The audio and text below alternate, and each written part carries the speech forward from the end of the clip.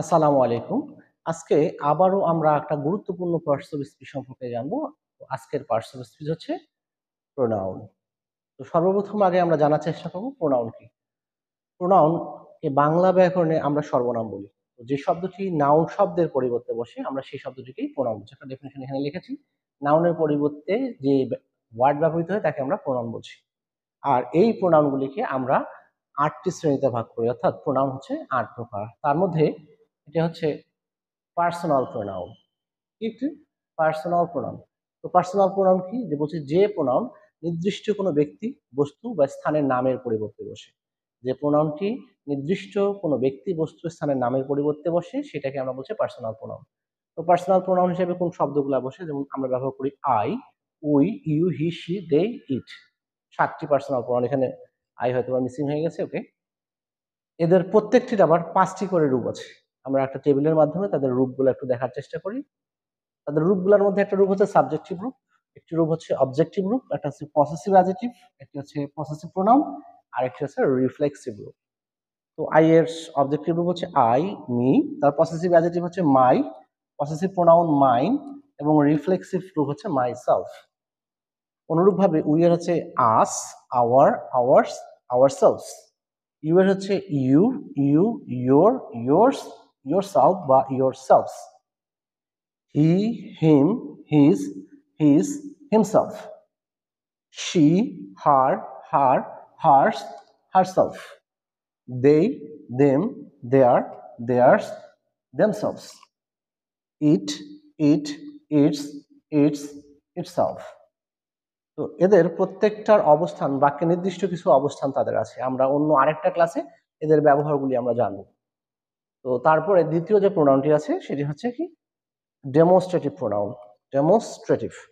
তো ডেমনস্ট্রেটিভ শব্দের অর্থ কি? ডেমনস্ট্রেটিভ শব্দের অর্থ হচ্ছে নির্দেশক। তো ডেমনস্ট্রেটিভ প্রোনাউন আমরা কাকে বলছি? যে নির্দেশক সর্বনাম হলো এমন এক ধরনের প্রোনাউন যা কোনো ব্যক্তি, বস্তু বা বিষয়কে সরাসরি নির্দেশ করে।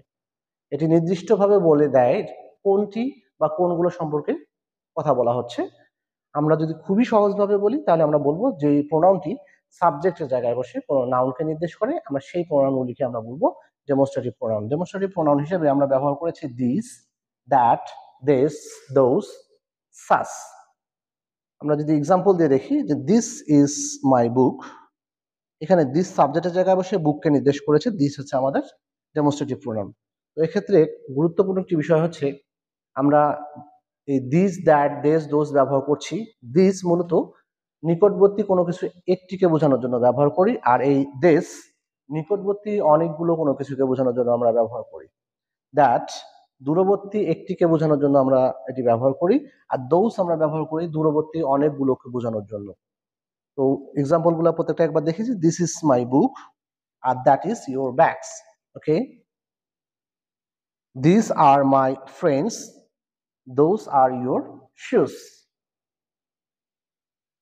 থার্ড যে প্রোনাউনটি আছে সেটি হচ্ছে ডিস্ট্রিবিউটিভ প্রোনাউন। ডিস্ট্রিবিউটিভ শব্দের অর্থ হচ্ছে পৃথকীকরণ।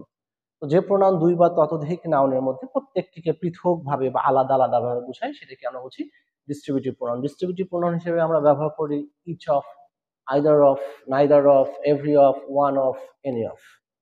এখানে একটা গুরুত্বপূর্ণ রাইটস ফর্ম অফ ভার্বস এর একটা রুলস আছে। সেখানে হচ্ছে এই যে প্রোনাউনগুলো আমরা ব্যবহার করছি, each of, either of, neither of, every of, one of, এদের পরে যখন আমরা কোনো নাউন ব্যবহার করব এই নাউনটিকে সর্বদাই আমরা প্লুরাল ফর্মে ব্যবহার করব, কিন্তু এদের পরে যে ভার্বটি আমরা ব্যবহার করব সেই ভার্বটিকে আমরা সবসময়ের জন্য সিঙ্গুলারই ব্যবহার করব।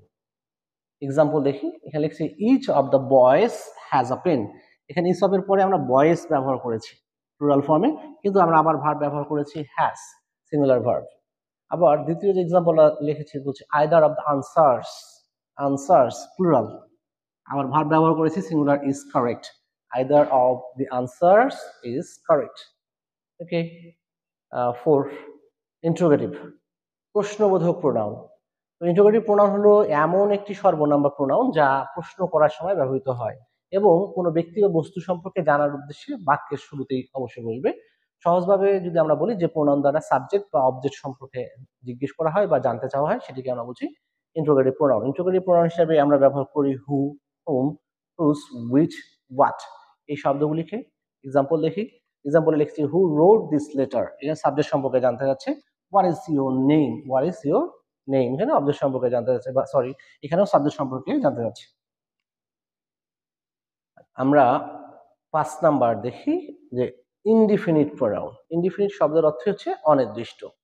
ইনডিফিনিট প্রোনাউন কাকে আমরা বলছি? যে ইনডিফিনিট প্রোনাউন হলো এমন সর্বনাম যা কোনো নির্দিষ্ট ব্যক্তি, বস্তু বা সংখ্যাকে নির্দেশ করে না। এরা সাধারণভাবে কাউকে বা কিছু জিনিসকে বোঝায়, তবে কে বা কি তা নির্দিষ্ট নয়। সহজভাবে যদি আমরা বলি যে প্রোনাউনগুলি অনির্দিষ্ট কোনো নাউনের পরিবর্তে বসে, আমরা সেই প্রোনাউনগুলিকে বলবো ইনডিফিনিট প্রোনাউন। আমরা উদাহরণ লিখেছি ইনডিফিনিট প্রোনাউন হিসেবে আমরা ব্যবহার করি some, few, much, many, little, several, etcetera. Example দেখি যে someone has taken my pen, someone has taken my pen, এখানে someone হচ্ছে আমাদের ইনডিফিনিট প্রোনাউন, কারণ নির্দিষ্ট কারোর জন্য আমরা someone ব্যবহার করিনি। আবার দ্বিতীয় একটা এক্সাম্পল লিখেছি, এই দ্বিতীয় এক্সাম্পলটা বোঝার আগে আমরা একটা নোট দেখে নিই। এখানে একটা নোট আছে, নোটটি ছিল যে সাম, few, much, many, little, several এদেরকে ইনডিফিনিট প্রোনাউন হিসেবে ব্যবহৃত হতে হলে একক সাবজেক্ট হিসেবে থাকতে হবে, অর্থাৎ এদের পরে কোনো নাউন শব্দ থাকা যাবে না। যদি এদের পরে কোনো নাউন শব্দ থাকে তাহলে এরা অ্যাডজেক্টিভে পরিণত হয়ে যাবে, আর যদি তারা বাক্যের মধ্যে একক সাবজেক্ট হিসেবে থাকে তখনই তারা প্রোনাউন হবে। দ্বিতীয় এক্সাম্পলটা দেখলে আমরা বুঝতে পারবো there are many mangoes, many mangoes, এই ম্যাঙ্গোসের সামনে মেনি শব্দটা চলে আসছে, অর্থাৎ নাউনের সামনে আসছে, তাহলে এটি প্রোনাউন নয়, এটি হচ্ছে adjective. But the next sentence some are ripe, এখানে আর ভার্বের সাবজেক্ট আকারে সাম এককভাবে আছে, এর সঙ্গে কোনো নাউন শব্দ নেই, তাই এটি হচ্ছে প্রোনাউন। অর্থাৎ এই শব্দগুলো সাম, few, much, many, little, several এই শব্দগুলিকে প্রোনাউন হতে হলে এদেরকে অবশ্যই বাক্যের মধ্যে একক সাবজেক্ট হিসেবে থাকতে হবে। আমরা 6 নাম্বার দেখার চেষ্টা করি যে রিলেটিভ প্রোনাউন। রিলেটিভ প্রোনাউন কি? রি অর্থ হচ্ছে পূর্বের, আর রিলেটিভ শব্দের অর্থ হচ্ছে সম্পর্ক। সুতরাং রিলেটিভ শব্দের অর্থ হচ্ছে পূর্বের সম্পর্ক। তো আমরা যদি বিষয়টাকে আরো সহজ করি তো এইভাবে বলবো যে প্রোনাউনটি বা রিলেটিভ প্রোনাউনটি হলো এমন একটি প্রোনাউন যা দুটি ক্লোজ অর্থাৎ বাক্যাংশকে যুক্ত করে এবং সেই সাথে পরবর্তী নাউন বা প্রোনাউনের, পরবর্তী না পূর্ববর্তী নাউন বা প্রোনাউনের সাথে সম্পর্ক তৈরি করে দেয় বা অতিরিক্ত কোনো তথ্য দিয়ে দেয়। আমরা যদি সহজভাবে বলি তাহলে আমরা এই সংজ্ঞাটা এইভাবে বলবো যে প্রোনাউন কোনো নাউনের পরে বসে ওই নাউনকেই নির্দেশ করবে এবং একই সাথে দুটি বাক্যকে যুক্ত করে বা একত্রিত করে তাকে আমরা বলছি রিলেটিভ প্রোনাউন। রিলেটিভ প্রোনাউন হিসেবে আমরা ব্যবহার করি হু, হুম, হুজ, এগুলা ব্যক্তিকে নির্দেশ করার জন্য ব্যবহার করি, হুইচ বস্তুকে নির্দেশ করার জন্য ব্যবহার করি এবং দ্যাট ব্যক্তি বস্তু উভয়কে নির্দেশ করে। আমরা এক্সাম্পল দেখি, এখানে এক্সাম্পল লিখছি the man who came here is my uncle, the man who came here is my uncle, এখানে the man, the man, the man এর পরে আমরা হু বসিয়েছি, এই হুটা হচ্ছে আমাদের রিলেটিভ প্রোনাউন, কারণ এই রিলেটিভ এটি কোনো নাউনের পরে বসছে এবং দুটি বাক্য ছিল, একটা ছিল the man came are the man is my uncle, এটা ছিল দ্বিতীয় সেন্টেন্স। এই দুটো সেন্টেন্সকে একখানে করা হয়ে গেছে, যুক্ত করেছে বা দুটো বাক্যাংশকে একখানে করে ফেলেছে। আমরা যদি দ্বিতীয় এক্সাম্পলটা দেখি বলবো the car that he drives is new, the car that he drive is new, তাহলে এখানে দ্য কার ইজ নিউ একটি বাক্য, আরেকটি বাক্য ছিল হি ড্রাইভস আ কার, এটি আরেকটি বাক্য ছিল। দুটি বাক্যকে বা দুটি বাক্যাংশকে একখানে করে বাক্য লেখা হয়েছে এবং দ্যাটটি এখানে রিলেটিভ প্রোনাউন। যেহেতু দ্যাটটি কারকে নির্দেশ করছে অর্থাৎ বস্তুকে নির্দেশ করছে, আর বস্তুকে নির্দেশ করার জন্য আমরা দ্যাট ব্যবহার করে থাকি। ওকে, এখানে একটা নোট আছে এরকম যে রিলেটিভ প্রোনাউনের পূর্বে যে নাউনটি থাকে, আর রিলেটিভ প্রোনাউনের পূর্বে যে নাউনটা থাকে এই নাউনটিকে আমরা অ্যান্টিসিডেন্ট বলি। রিলেটিভ প্রোনাউনের পূর্বে যে নাউন থাকে বা যে প্রোনাউন থাকে সেটিকে আমরা অ্যান্টিসিডেন্ট বলি। সবসময় যে নাউনই থাকবে এমন না, কখনো কখনো প্রোনাউনও থাকতে পারে।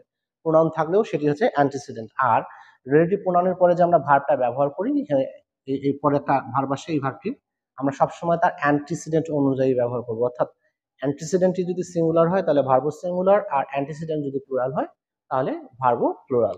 ওকে, নাম্বার 7 রিফ্লেক্সিভ। রিফ্লেক্সিভ শব্দের অর্থ হচ্ছে আত্মঘটিত। আত্মঘটিত দ্বারা আমরা কি বুঝি? আত্মঘটিত হচ্ছে নিজের নিজের দ্বারা সংঘটিত হওয়া। আর এমফ্যাথিক, এটাকে আমরা বলছি জোর প্রদানমূলক প্রোনাউন। তো সেল বা সেলফ যুক্ত শব্দ, সেল বা সেলফ যুক্ত শব্দগুলোকে আমরা কখনো কখনো রিফ্লেক্সিভ বলি, আবার কখনো কখনো এমফ্যাথিক বলি। তাই এদেরকে আবার সাধারণভাবে আমরা সেলফ প্রোনাউনও বলতে পারি বা সেলফ প্রোনাউনও বলা হয়। এটা বলার পিছনে একটাই কারণ হচ্ছে যে কারণ এই প্রোনাউনগুলি সেলফ বা সেলফ যুক্ত করে গঠিত হয়। তো তারপরেও এদের নির্দিষ্ট ক্রাইটেরিয়া আছে যে এটাকে রিফ্লেক্সিভ হওয়ার জন্য একটা শর্ত পালন করতে হবে এবং এমফ্যাথিক হওয়ার জন্য শর্ত পালন করতে হবে। এই শর্তগুলো কি একটু আমরা দেখব।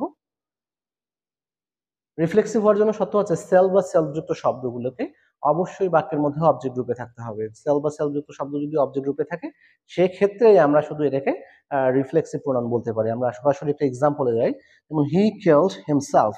এখানে যদি আমরা একটু খেয়াল করি, হি কিলড ভার্বের অবজেক্ট হচ্ছে হিমসেলফ, এটি অবজেক্টের জায়গায় বসে এবং সেল বা সেলযুক্ত শব্দ, তাই এটাকে আমরা সরাসরি রিফ্লেক্সিভ প্রোনাউন বলতে পারি। দ্বিতীয় যে শর্তটি হচ্ছে যে এমফেটিক হওয়ার জন্য শর্ত হচ্ছে সেল বা সেলযুক্ত শব্দগুলোকে কোনো নাউন বা প্রোনাউনের পরে বসে জোর প্রদান করতে হবে। তাহলে আমরা এক্সাম্পল যদি দেখি তাহলে আমরা দেখব যে he himself does the work. He himself does the work. He এখানে প্রোনাউন ছিল, তারপরে বসে এখানে জোর প্রদান করতেছিল যে he himself does the work, মানে হচ্ছে সে নিজেই কাজটি করে, সে নিজেই কাজটি করে। তাহলে এই হিমসেলফ হচ্ছে এমফেটিক প্রোনাউন। ওকে, আমাদের আরেকটি প্রোনাউন আছে, সেটি হচ্ছে রেসিপ্রোকাল প্রোনাউন। রেসিপ্রোকাল প্রোনাউন কি? যে প্রোনাউন দুই বা ততোধিক ব্যক্তির মধ্যে পারস্পরিক সম্পর্ক বা ক্রিয়া প্রতিক্রিয়া বোঝাতে ব্যবহার হয়, তাকে আমরা রেসিপ্রোকাল প্রোনাউন বলি। তো রেসিপ্রোকাল প্রোনাউন হিসেবে আমরা দুটি মাত্র শব্দকে ব্যবহার করে থাকি, একটি হচ্ছে ইচ আদার আর একটি হচ্ছে ওয়ান অ্যানাদার। আমরা ইচ আদার কখন ব্যবহার করি একটু খেয়াল করি। ইচ আদার আমরা মূলত ব্যবহার করি দুইজনের মধ্যে যদি ক্রিয়া প্রতিক্রিয়া বোঝায়, তাহলে আমরা ইচ আদার ব্যবহার করি। যেমন আমরা এক্সাম্পল লিখছি, the two friends helped each others, দুই বন্ধু একে অপরকে সাহায্য করে। তাহলে দুজনের মধ্যে ক্রিয়া প্রতিক্রিয়া বোঝাতে আমরা ইচ আদার ব্যবহার করি। আর ওয়ান অ্যানাদার আমরা ব্যবহার করি অনেকের মধ্যে যদি ক্রিয়া প্রতিক্রিয়া বোঝায়। অনেকের মধ্যে ক্রিয়া প্রতিক্রিয়া বোঝানোর জন্য আমরা এখানে এক্সাম্পল দিয়েছি, দে সাপোর্টেড ওয়ান অ্যানাদার, দে সাপোর্টেড ওয়ান অ্যানাদার।